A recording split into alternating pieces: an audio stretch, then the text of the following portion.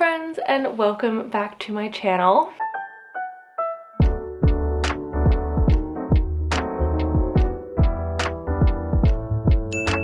So today I have a very Plantmas video and I'm so excited for it. It's like very much so the vibes of Plantmas, and I'm very excited about it. I am going to be sharing with you my favorite snowy, icy, cool, wintry themed plants.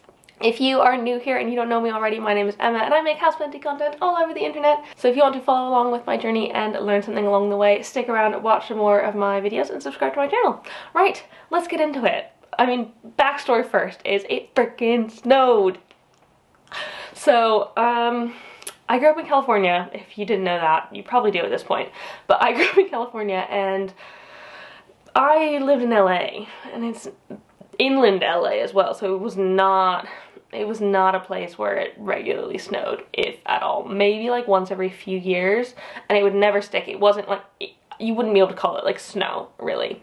And so snow is just something that fascinates me. It's just something I've never had in my sort of life, and especially around December, and it's like, you always watch Christmas movies and it's like all snowy and blah blah blah, have a white Christmas, and I'm like, that's never something that's ever been even a possibility for me. And so it snowed and it made me so immensely happy. Like, I went outside last night and I called my mom and I was like, look mom, it's snowing. And yeah, I just went outside and hung out in the snow for a little while because it just makes me so freaking happy. I just become like a child again. And it got me thinking, like, there are some plants that are named after snow things. So here are 5. I have 5 snowy, icy, wintry named plants. And there are more out there. I know there are. I just don't have them. So here are the 5 that I have. So the first one is the Snow Queen herself. This is an Peperomia Frost Snow Queen. Pretty positive the Snow Queen is just a very highly variegated marble queen, like a marble queen with like insanely white genes, but they do get sold separately as a Snow Queen. And oh my goodness, like, if you like Peperomia and like the marble queen, this is just the like brighter, whiter version of it. It's kind of like a snowy day, and I am absolutely here for it. It's so nice, and it does grow slower than my marble queen. Not like slow, but slower than my marble queen, and like, it just takes its sweet time because it is so highly variegated. There's not much chlorophyll in these leaves. It needs quite high light, but like not any direct sunlight because the leaves are also sensitive, so it's a bit of a difficult one. I personally have mine literally sitting right there usually, and so it is getting some light from the cabinet. These leaves are facing the cabinet and getting some grow light in there, which I think does help. It doesn't need particularly high humidity because it is like, it's an Peperomia, like they're like fairly chill, non-fussy plants, so that's another reason why it's just amazing. But I love this one so much. Next up, okay, given disclaimer, this plant is not 100% right now, and I'm not exactly sure why. I'm still figuring it out, but this is a Peperomia Frost. So as you can see, it is going a little bit yellow in there. Like I said, I'm not sure why. I'm still trying to understand Peperomias and what I'm doing wrong. I think it might be a humidity thing or inconsistent watering, because it is like, this one's like so tightly packed in the pot that it's kind of hard to see how moist or dry the soil is. So it's just one of the, I'm gonna take that out, that doesn't need to be in there. So it's just a little bit difficult to know. So it is, I think, my fault that it is going a little bit yellowy, but it's still an absolutely gorgeous plant. The leaves have these like really nice sparkles in them, which I get, like, that's why they get the frosty name. But it's just so cute, and it can grow bigger. Like, I just pulled this out. This was a part of the leaf that Claire gave me, and like, obviously they can grow a lot bigger. hopefully I can get mine to grow bigger. This was like my first instance of propagating peperomias in a way that actually worked, so I'm pretty freaking proud of it. But yeah, I just think it's really cute, and I'm hoping that I can like properly get peperomias into my sort of like plants. I have gotten a lot more recently because I'm like very determined to understand them. Like I feel like I've got philodendrons and monsteras and anthuriums kind of down, and like peperomia and cacti and succulents, they're like eluding me a bit. So hopefully 2023 will be the year of trying new things for me and getting them right eventually. Next up, I didn't know this when I bought this plant, but I still can't pronounce its Latin name, but it's also known as a pickle plant, but even better, it's also known as an ice plant. How freaking perfect is that for winter? I had no idea when I was buying it that it was called any of these things, and I think it's called an ice plant because of these like tiny little spikes on here that looks like the little succulent-y leaves are covered in little tiny little icicles or like ice frost bits. But yeah, it's just so freaking cute. I think mine isn't doing its greatest right now. I'm still figuring it out as it is quite new to me. Like I think I lost some of those leaves in there. But this is the one that's just so freaking soft. And it does also look like it's got some new growth. Let me see if I can focus on that. Like in there, that's new growth, right? And like down there.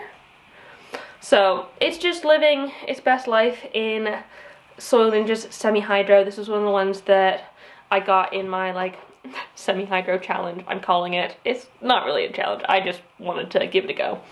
But yeah, it's in semi-hydro but without a water reservoir, so it just stays very dry. I've watered them once since I've had them, and maybe I need to water again. Maybe that's why it's like drying out in there, but I'm genuinely not too sure. But it is freaking cute, and apparently they flower. I'll try and put a picture in of what they look like when they're flowering, but they're just a bit of an interesting little ice plant.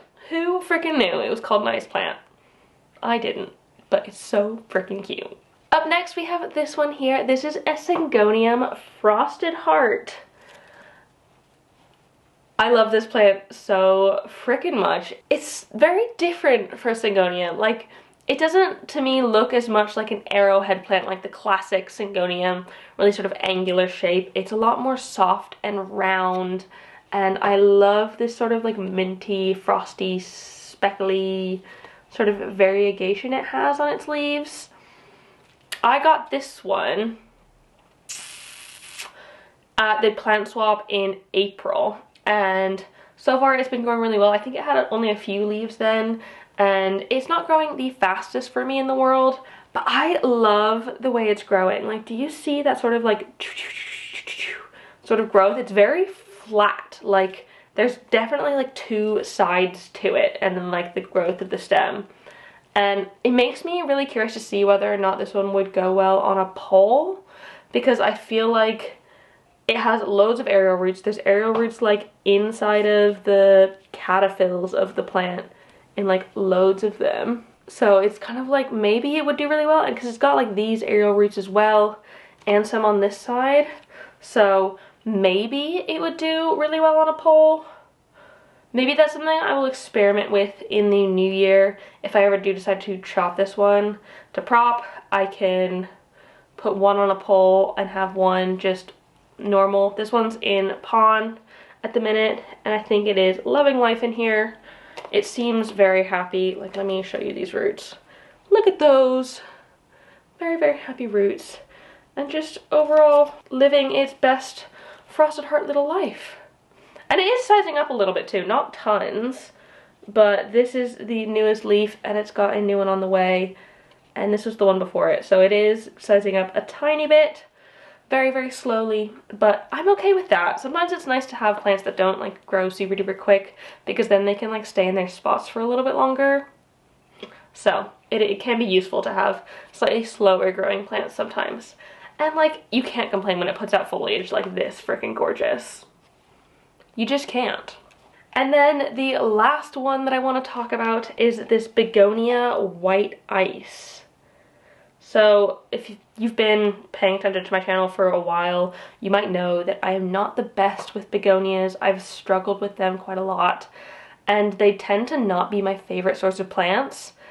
The only ones that I like are these sort of like spotty ones like this. I find these really, really beautiful. The like Rex begonias aren't as much my vibe, so that's fine. But I have been growing this one, oh god, for ages. I think since like March or something of this year, and I got it as like a 1 or 2 leaf cutting from Lisa in our mystery plant swap, and I had it in the prop box for a really, really long time, and then I took it straight from the prop box and put it into the pond box that I have. And so it has never lived outside of a box, which I do feel kind of bad about. But at the same time, it's getting like nearly 100% humidity because it is in a box full of water, essentially. And it seems to be liking it a lot. Like, it has tons of roots. I should probably at this point repot it because it's got so many. And I would love to put this in a self-watering pot because that would probably be a bit gentler on the roots for it. But I need to get more like medium-sized ones. I feel like I've got some larger self-watering pots, and then I don't have any tiny ones or medium ones, so I need to get some more medium ones. But I am so happy with this plant. And also, I don't know if you can see that. What's a good angle for it? So that there is a new growth point, that there is a new growth point. There's a new growth point here, there's a new growth point here, and then there's one at the top where I decided to prune it because it was getting too tall for the pond box. Like, it was starting to branch out a little bit before I pruned it, but ever since I pruned it, it's just like properly started growing like crazy, and the new leaves come in this like really red, sort of wrinkly shape. Let me see, we can show that one up there. Little red wrinkly one up there, and then they kind of just blow up into this sort of bigger green spotty thing, and they have little ice drops on them, and so I think that's why it's called the Begonia White Ice. And I freaking love it. And like, the white bits are shiny as well, like they're a bit metallic. I don't think it's going to be possible to show you on camera here because the lighting's not quite right, but in full sun they do like sparkle, which is really fun, and it kind of even further looks like ice, because ice can be very sparkly in the sun as well. So yeah, those are my 5 winter snow ice frost themed plants. I'm just so happy it snowed. It makes me so like it warms my like inner child because I never had that, and so it's just a very happy thing for me. So yeah, and it also meant that I could show you my snowy themed plants. So yeah, thank you so much for watching. If you enjoyed this video, please leave a thumbs up down below. What other snow themed plants are there? Do you know more icy snow themed plants? If you do, put them down below in the comments. I want to know more. Maybe I could collect some more snowy, icy themed plants. And yeah, subscribe for more. Thank you so much for watching, and I will see you next time. Bye!